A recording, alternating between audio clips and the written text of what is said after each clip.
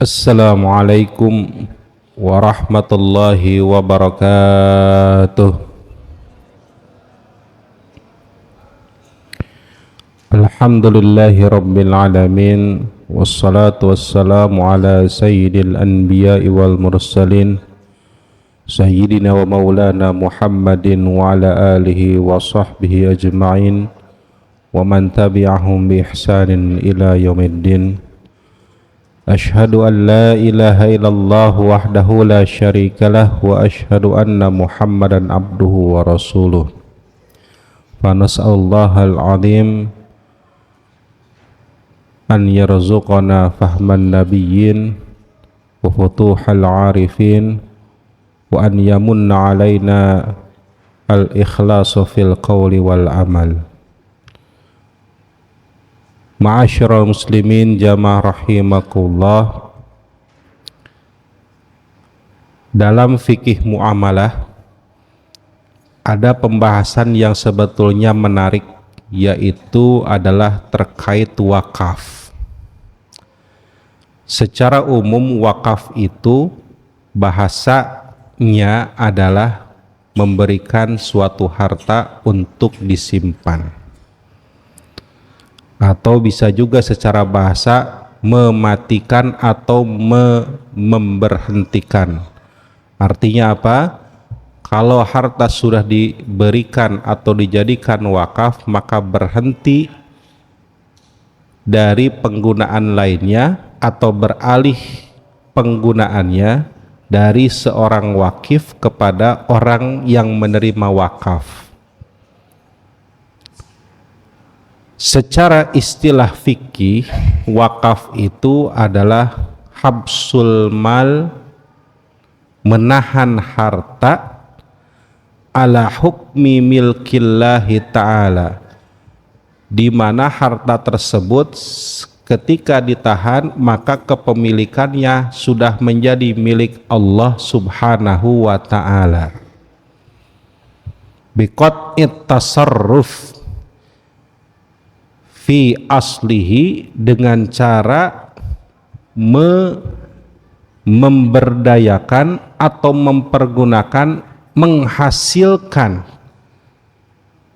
harta atau benda yang diwakafkan tersebut, wa tasaddaq bimanfaatihi fi a'malil khairi wal ihsan, dan mensedekahkan hasil dari pengelolaan pemberdayaan harta tadi untuk kegiatan yang bersifat kebaikan atau bersifat kemaslahatan.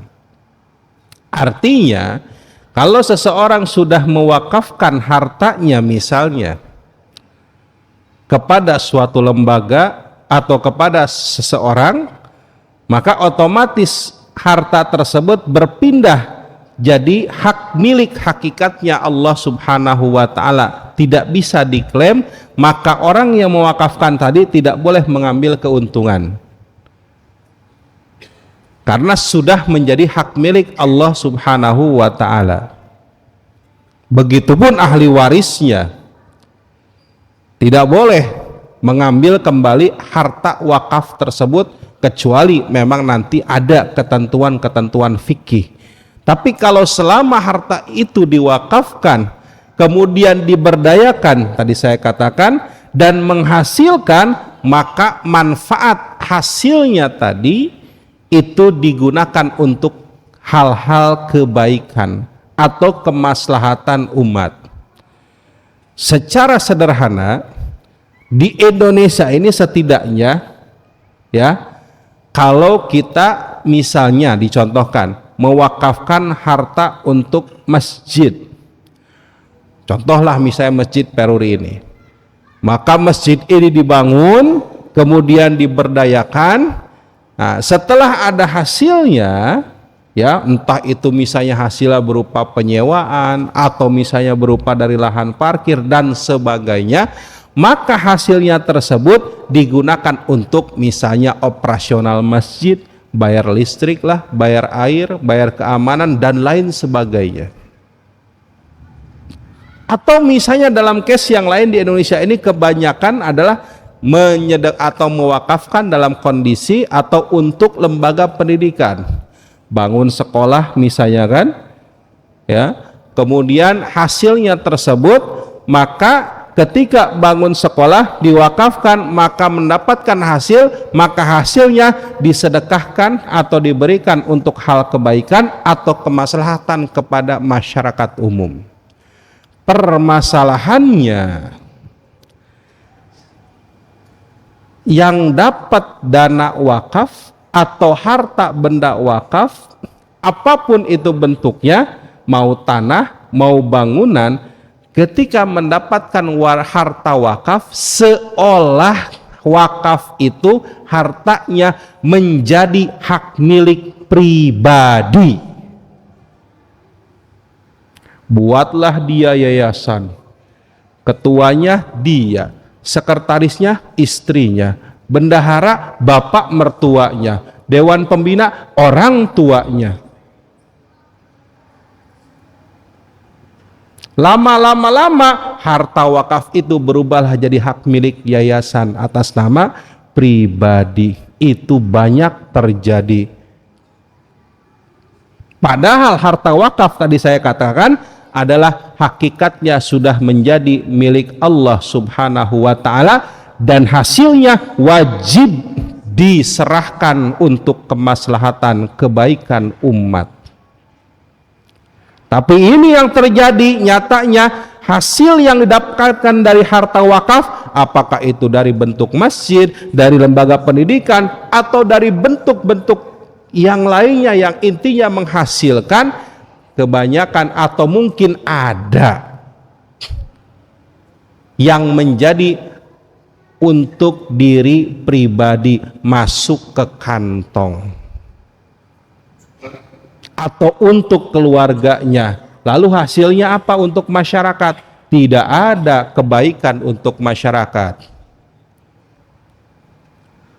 Ya, saya misalnya dapat tanah wakaf, anggaplah 1 hektar. Ini bukan berbicara orang lain, contoh saya, walaupun saya tidak pernah, ini mah sebagai imajinasi saja. Saya dapat harta wakaf 1 hektar, saya bangun sekolah. Maka sekolah itu misalnya jadilah, anggap sekolah SD yang masuk bayar uang pangkal, SPP dan lain sebagainya, keuntungannya buat saya pribadi. Padahal namanya harta wakaf tidak boleh hak milik pribadi atau menjadi keuntungan pribadi, maka harusnya diberikan kepada orang atau masyarakat yang lainnya yang berhak atau kemaslahatan umum. Maka kalau kita berbicara misalnya Universitas Al-Azhar Mesir yang dibangun tahun 927 Hijriah dan masih kokoh berdiri sampai sekarang, semuanya adalah harta wakaf. Bapak ataupun siapapun termasuk saya masuk ke Al-Azhar gratis, tidak bayar sepeser pun, kecuali hanya sekedar untuk bayar namanya rusum formulir saja. Dan itu pun untuk sekali setahun dan tidak besar. Zaman saya dulu paling kalau dikonversikan kepada rupiah, Pak Haji, cuman sekitar 100.000 rupiah setahun. Sisanya gratis. Kenapa Al-Azhar bisa seperti itu? Karena dia mampu mengelola bangunan, tanah dan lain sebagainya, aset wakaf untuk kepentingan pendidikan gratis. Permasalahannya di Indonesia belum ada, mungkin saya rasa, tanah wakaf yang berdiri di atasnya lembaga pendidikan apapun itu, tapi mampu menggratiskan orang-orang yang sekolah di sana. Kalau saya salah mohon maaf, tapi sepengetahuan saya belum ada.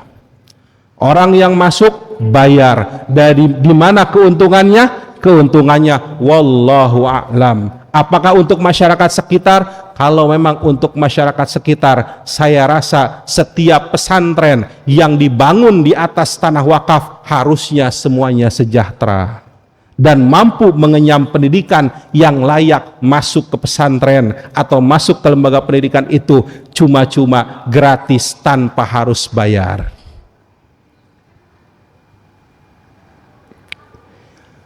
Lalu apa permasalahannya? Kemarin saya membahas ijarah, kok sekarang masalah wakaf? Kenapa mengaitkan antara ijarah dengan wakaf? Sebagai pembuka tadi, sebenarnya saya ingin mengingatkan, pada dasarnya harta wakaf itu harus berdaya guna, harus bermanfaat, harus memiliki hasil. Tidak boleh harta wakaf itu hanya diam saja, tidak dimanfaatkan, tidak dikelola, tidak menghasilkan. Nah, untuk mendapatkan hasil itu banyak caranya, dan salah satunya dengan cara ijarah atau akad ijarah ini, baik itu atas jasa ataupun atas bendanya. Oh, berarti boleh Ustaz? Boleh, silakan. Pak Haji, Bapak sekalian punya tanah wakaf, lalu bingung mau gimana, ya sudah, sewakan saja kepada orang lain yang mampu mengelolanya. Saya dapat tanah wakaf, kebetulan tanah wakafnya adalah bentuknya sawah, 1 hektar anggaplah misalnya. Saya tidak bisa menanam, saya tidak bisa menghasilkan padi sampai dalam jangka waktu setahun misalnya, ya. Intinya saya tidak bisa ilmu pertanian. Carilah orang akhirnya yang bisa. Saya bilang, Pak, ini tanah sawah ini adalah wakaf dan ingin saya sewakan. Sewanya itu, hasilnya itu nanti untuk kemaslahatan umum, untuk ke masyarakat, misalnya untuk pendidikan, kesehatan, atau untuk hal-hal yang bersifat pokok seperti beli sembako dan lain sebagainya. Nah, itu disebut dengan ijarah, yang namanya adalah ijarah biasa. Ada lagi yang berikutnya namanya disebut dengan al-hirq. Hirq itu apa? Hirq itu kalau dicontohkan sederhananya, saya dapat tanah wakaf. Dapat tanah wakaf dari seorang wakif. Lalu karena ini masih berbentuk tanah kosong, belum ada bangunannya, akhirnya saya cari orang yang mau menyewanya sekaligus membangunnya dalam jangka waktu yang lama. Ketemulah misalnya ada orang yang siap membangun tanah wakaf tersebut, ya, deal, siap berapa lama? 20 tahun. Oke, sewanya berapa? Contoh misalnya per tahun 100 juta. Tapi nanti saya bangunkan, Pak, misalnya. Ternyata dibangunlah jadi sebuah pertokoan. Pertokoan itu kan sudah dibangun. Biayanya misalnya biayanya 1 miliar untuk bangun pertokoan tadi. Saya kan dapat sewa kan? Dapat uang sewa 200 juta tadi. 100 juta per bulan tadi, tapi per tahun tadi, tapi dalam jangka waktu 20 tahun dibayar gitu kan, ya.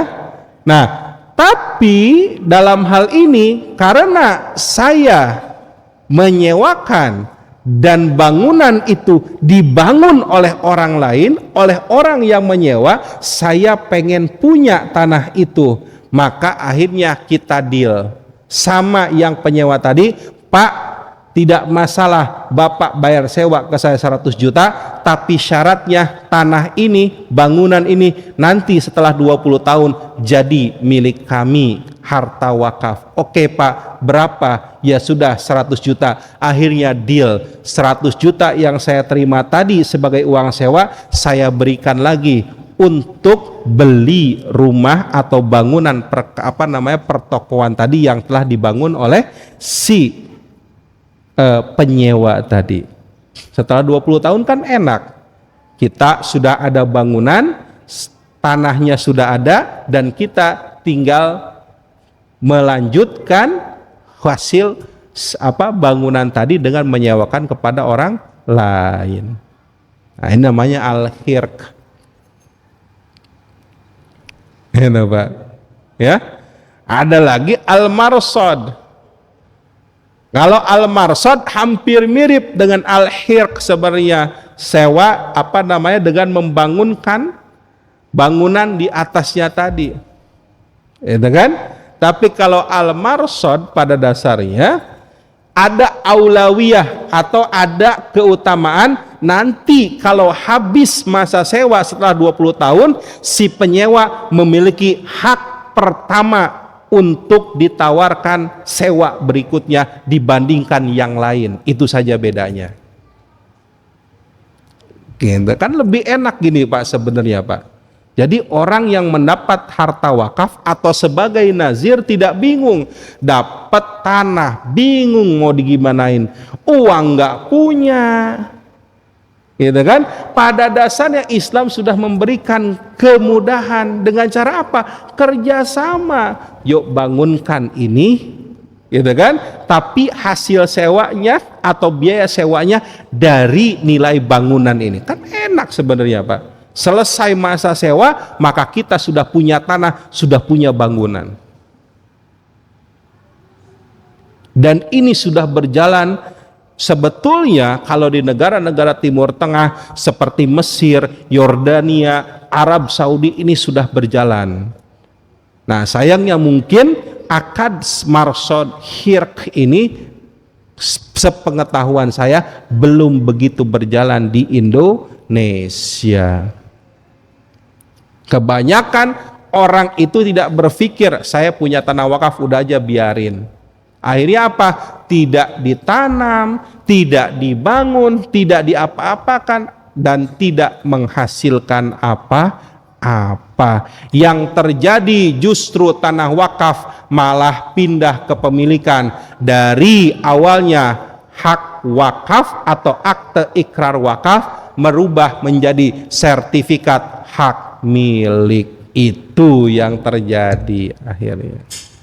Padahal sebetulnya Islam sudah memberikan solusi, yaitu kalau memang kita punya tanah wakaf atau bangunan wakaf, sewakan saja kepada orang yang pengen, yang bisa. Kalau sudah ada bangunannya kan enak.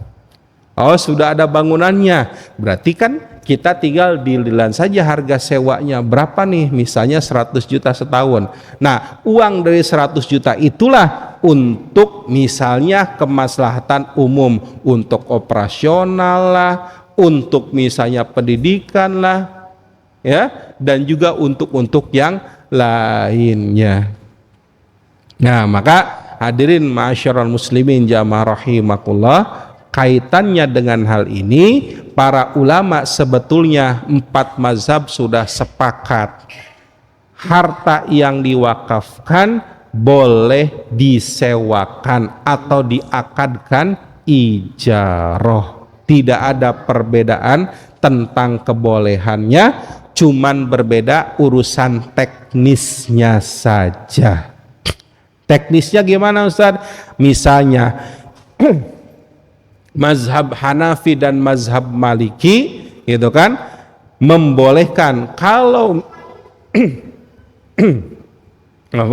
membolehkan kalau misalnya gini Pak, kalau misalnya saya dapat tanah wakaf, lalu ada yang mau membangun tanah wakaf tersebut dan menyewa, dibangunlah oleh dia bangunannya. Maka menurut kedua mazhab ini pada dasarnya ketika selesai masa sewa, ya, maka bangunan ini sudah biarkan saja, tidak usah dihancurkan. Cuman nanti tinggal deal-dealan harga dengan si penyewa yang tadi membangun, hitung-hitung untuk melunasi bangunan yang telah dia bangun. Sedangkan mazhab Syafi'i menyatakan, oh itu mah terserah orang yang nazir tadi atau yang menerima wakaf, mau dihancurkan silahkan, mau dibiarkan silahkan. Nah, cuman kan sayang kalau dihancurkan, ya.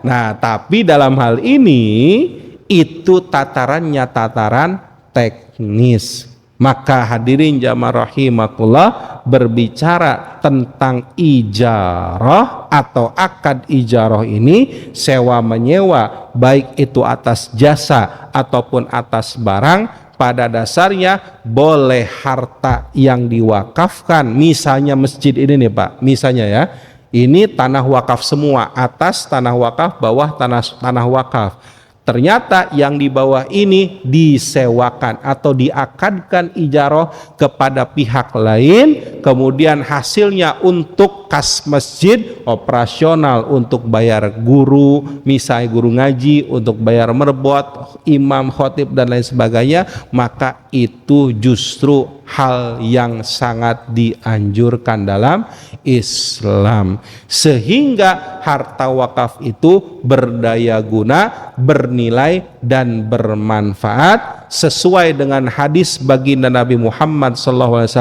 ketika beliau ditanya oleh Sayyidina Umar bin Khattab, wahai Rasulullah, saya punya tanah sekian hektar di Khaybar atau kebun kurma di Khaybar, apakah saya harus mensedekahkan semuanya? Jawab Nabi, in syi'ta habasta aslaha wa tasaddaqta biha. Kalau kamu mau, kamu simpan atau kamu kuatkan, tetapkan, pokoknya tidak diberikan, tidak dijual, tidak dihibahkan, tahan saja kata baginda Nabi, dan hasilnya kamu sedekahkan. Maksudnya apa? Maksudnya baginda Nabi menjelaskan bahwa wakaf itu dari kebun kurma Sayyidina Umar. Kalau mau wahai Umar, yang namanya wakaf itu kamu tahan semuanya, tidak dijual, tetapi hasilnya nanti kamu berikan kepada orang-orang yang membutuhkan. Nah ya, jadi masyarul muslimin jamaah rahimakumullah, intinya saya hanya mengingatkan saja, harta wakaf jangan sampai terbuang atau terbiarkan sia-sia, tidak bermanfaat. Ada loh solusi berbentuk akad ijarah ini yang bisa memberikan nilai atau manfaat untuk harta wakaf. Dan yang kedua, kesimpulannya mohon saya sampaikan dalam hal ini, tolong, harta wakaf itu sudah menjadi hak milik Allah Subhanahu wa ta'ala, jangan diganti jadi hak milik pribadi. Anda siapapun, mau ustadz, mau kiai, mau syekh, mau siapapun status Anda, mohon kalau namanya harta wakaf jangan diganti jadi hak milik pribadi. Itu saja mungkin yang bisa saya sampaikan. Wallahu a'lam bishawab. Alhamdulillah rabbil alamin, jamaah. Demikianlah penyampaian guru kita mengenai wakaf. Mungkin dalam penyampaian ini ada yang ditanyakan ya berhubung dengan wakaf ya. Enggak.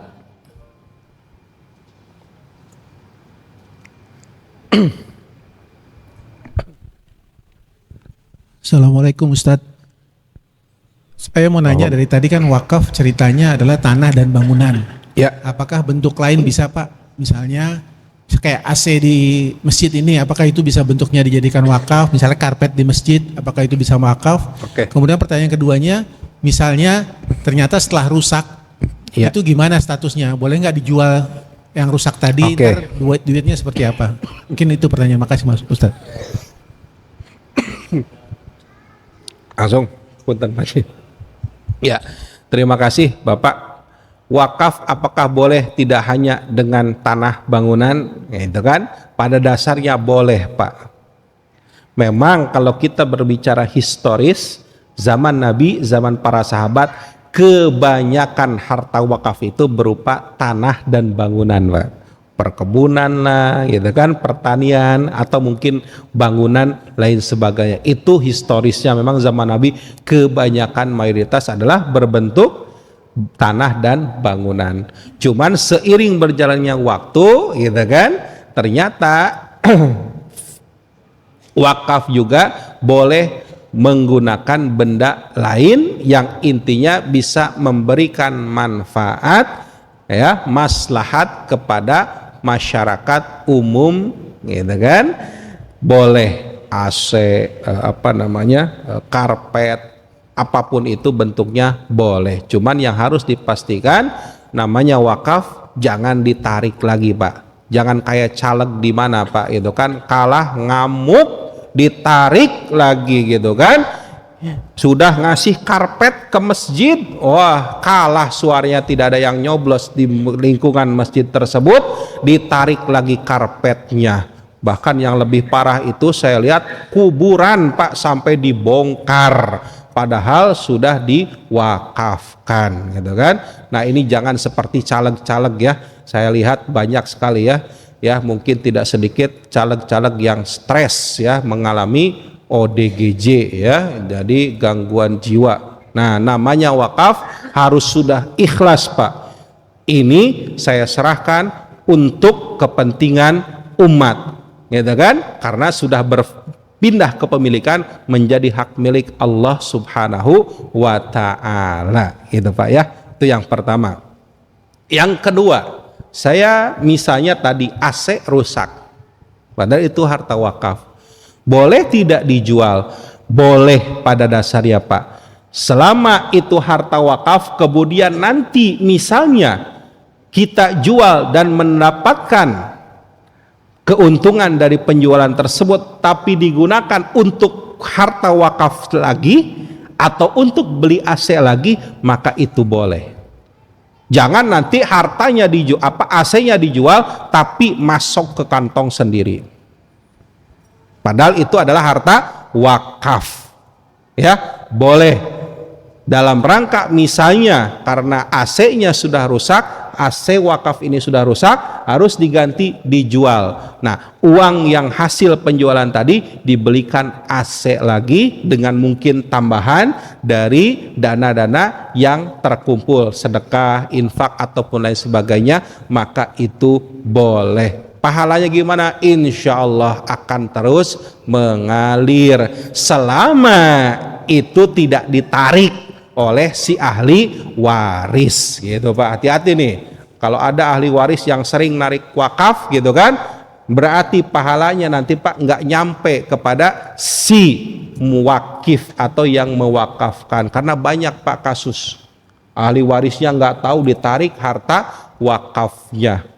Kasihan yang ada di dalam kubur yang sudah mewakafkan, nangis, kenapa pahalanya kok nggak jalan? Ternyata dilihat, ditarik, ribut ahli warisnya, anak-anaknya ribut ngambil harta wakaf. Hati-hati ya Pak ya.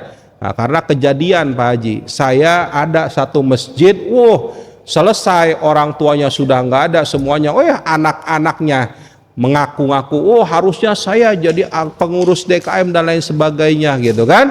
Padahal kalau kayak gitu saya bilang, kalau kalian berbicara seperti itu, jangan salahkan pahala wakaf jariah untuk orang tua kalian yang sudah meninggal, yang sudah mewakafkan hari, berhenti karena ulah kalian yang ngotot jadi pengurus DKM.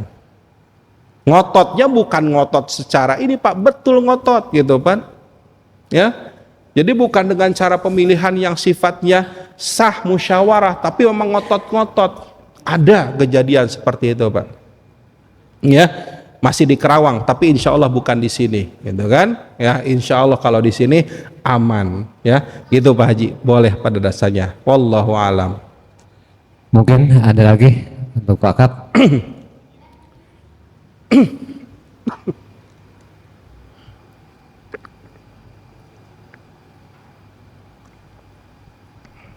Assalamualaikum warahmatullahi wabarakatuh. Waalaikumsalam.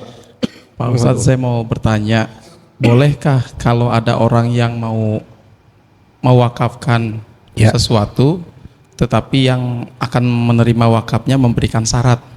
Seperti contoh seperti ini, ketika ada yang ingin mewakafkan AC, kemudian yang diberi wakafnya, contoh misalnya masjid ini, Iya. insya Allah kami terima AC-nya, tapi nanti sekalian sama bayar listriknya. Karena kan dengan memberikan wakaf AC itu kan kalau listriknya juga kan harus dibayar setiap bulan contoh. Nah, bolehkah yang menerima wakafnya itu memberikan syarat seperti itu?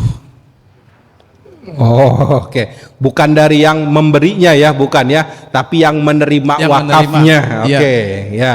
Oke. Terima kasih. Ustaz. Assalamualaikum warahmatullahi wabarakatuh. Assalamualaikum warahmatullahi wabarakatuh. Ya, pada dasarnya wakaf itu ada wakaf mutlak, ada wakaf muqayyad. Mutlak itu wakaf yang sifatnya tidak ada batasan, tidak ada persyaratan. Ya, makanya ketika ngasih AC ya sudah selesai kasih, tidak ada persyaratan apapun. Ada wakaf muqayyad, namanya dibatasi oleh syarat atau ketentuan. Ya, misalnya AC ini untuk Masjid Puri Teluk Jambe, gitu kan? Ya, boleh nggak? Boleh. Nah, cuman yang kalau misalnya syarat ini keluar dari orang yang mewakafkan itu sah. Ya, saya mewakafkan AC, maka ketika saya bilang, Pak Haji, tolong AC ini dipasang di misalnya gitu kan, di depan ya misalnya kan, ya misalnya di depan seperti ini. Kenapa alasannya? Biar saya ketika sholat saya lihat, oh itu AC wakaf saya, gitu kan? Ya ibarat kata seperti itu, biar terngiang-ngiang. Mudah-mudahan bisa tambah besok lagi jadi 2, gitu kan? Kalau lihat AC, oh itu AC saya. Ya bukan untuk pamer maksudnya Pak, walaupun mungkin terkadang ada sedikit ingin pamer, gitu kan? Ada juga, ya. Nah, sekarang yang muncul dari nazirnya, apakah nazir boleh mensyaratkan ada harta atau ada ketentuan seperti itu? Pada dasarnya boleh saja, selama itu disepakati oleh kedua belah pihak. Ya, tapi kalau tidak sepakat, ya sudah, berarti tidak boleh dipaksakan, gitu Ustaz, ya. Ya. Jadi pada dasarnya boleh juga nazir atau yang penerima wakaf tadi menentukan, atau pengelola wakaf tadi menentukan adanya syarat, selama syaratnya itu ya tadi disepakati dan tentunya tidak bertentangan dengan syariat, gitu kan? Nah, kalau bertentangan dengan syariat ya sudah, berarti batal dengan sendirinya. Ya, wallahu alam bissawab. Masih ada 4 menit. Mungkin ada lagi, satu lagi. Bapak? Dari ibu-ibu mungkin ada yang mau tanya mengenai wakaf ini.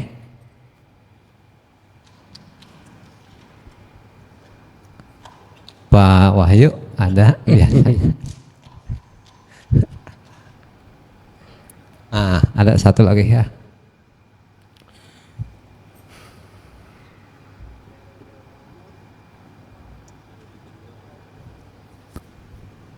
Bismillahirrahmanirrahim. Assalamualaikum warahmatullahi wabarakatuh. Waalaikumsalam warahmatullahi Andai wabarakatuh. kata saya, bukan saya, ada yang mewakafkan suatu sebidang tanah, katakan 1 hektar ya.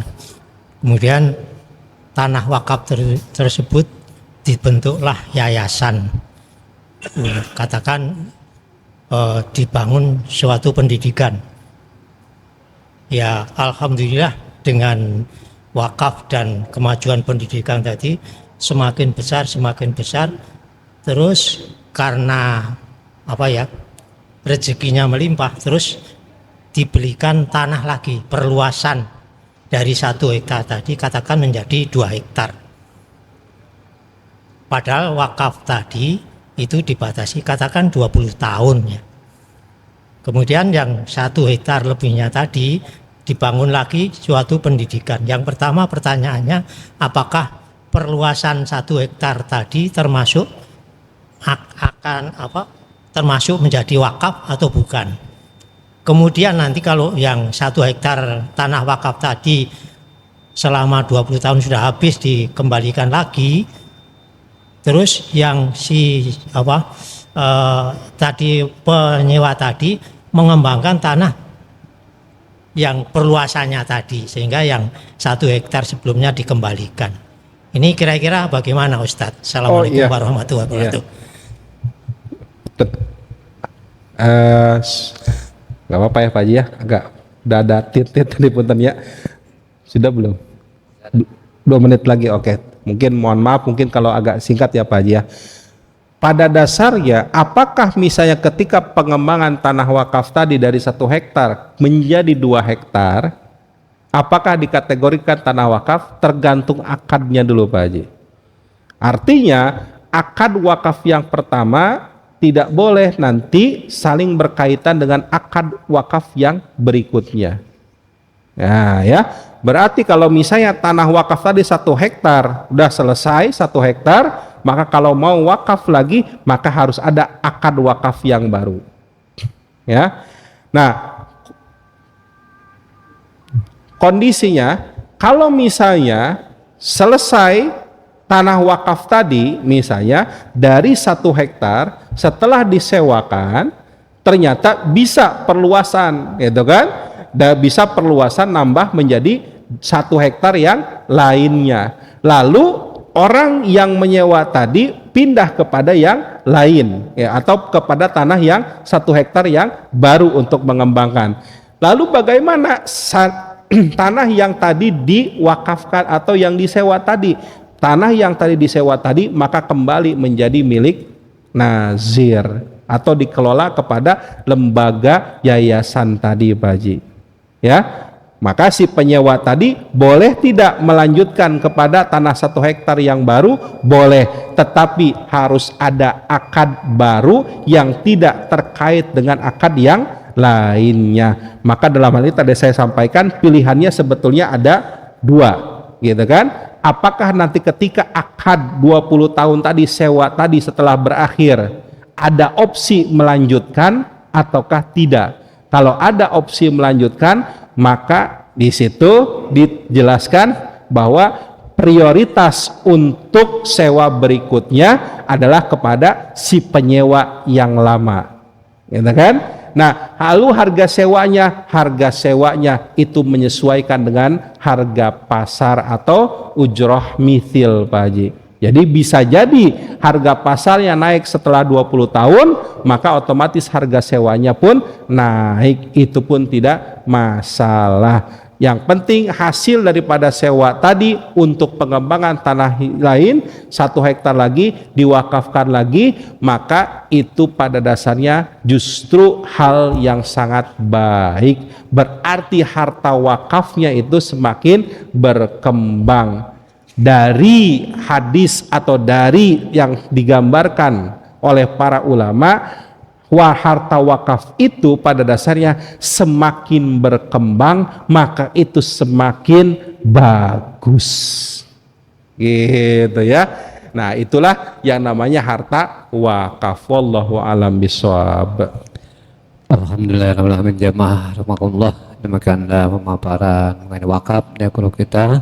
Mudah-mudahan wawasan kita, mewakilkan kita, dan juga menambah kehati-hatian kita apabila orang tua kita mewakafkan, jangan sampai ahli warisnya mencabut kembali. Mudah-mudahan kita ini istiqomah oleh Allah Subhanahu wa taala, menjadi hamba Allah yang senantiasa taat kepada Allah Subhanahu wa taala. Demikian jamaah rahimakumullah, mari sama-sama kita akhiri dengan sama-sama kita membantu kepada majlis. Subhanakallah bihamdika asyhadu an la ilaha anta astaghfiruka wa atubu ilaik. Alhamdulillahirabbil alamin. Terima kasih Pak Ustaz. Assalamualaikum warahmatullahi wabarakatuh.